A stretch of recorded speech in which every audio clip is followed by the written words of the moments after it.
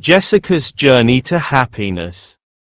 Jessika was a young woman living in a small, quiet town. She had long brown hair that always fell across her face, hiding her sad eyes. Jessika's days were grey, filled with loneliness and worry.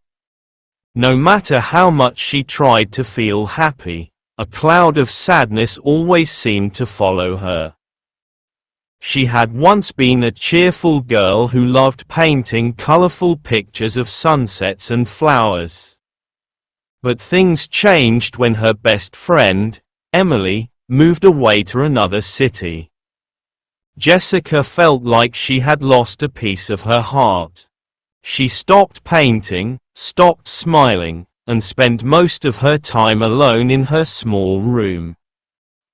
Her parents noticed her sadness but didn't know how to help. They tried talking to her, bringing her small gifts, and encouraging her to meet new people, but Jessika only felt more distant.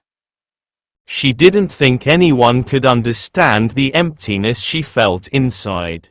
One rainy afternoon, while Jessika sat by the window watching raindrops race down the glass, she heard a soft knock at the door.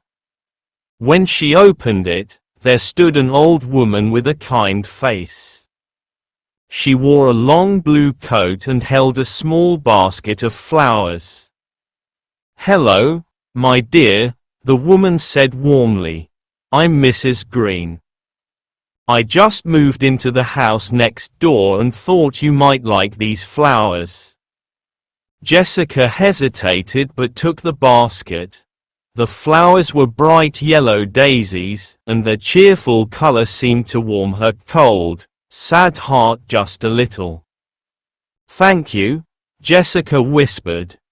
Mrs. Green smiled and said, "You know, flowers remind us that even after the darkest storms, the sun will shine again." Then she left. That night, Jessika placed the daisies on her windowsill. For the first time in a long while, she felt a tiny spark of hope. The next day, Jessika decided to visit Mrs. Green. The old woman welcomed her with tea and cookies. They talked for hours. Jessika shared her feelings about losing Emily and how lonely she had been. Mrs. Green listened carefully, nodding with understanding.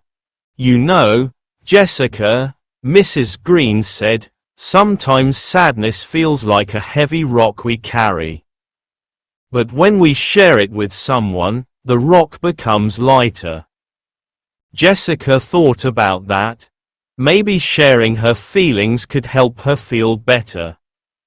Over the next few weeks, Jessika visited Mrs. Green often. They planted flowers in Mrs. Green's garden, baked cakes, and talked about life. Jessika even picked up her paintbrush again, inspired by the vibrant flowers in the garden. One day, Mrs. Green surprised Jessika with a special gift, a blank canvas and a set of paints. "Paint your heart out, my dear," she said. Jessika smiled and began painting again, filling the canvas with colors that mirrored her slowly returning joy. As time passed, Jessika started to feel alive again. She made new friends, joined an art class, and even wrote letters to Emily.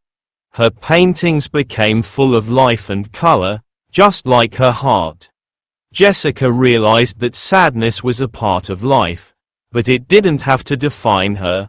With a little kindness, hope, and a friend like Mrs. Green, she found her way back to happiness. And from then on, Jessika's days were no longer gray. Instead, they were filled with the colors of love, friendship, and new beginnings.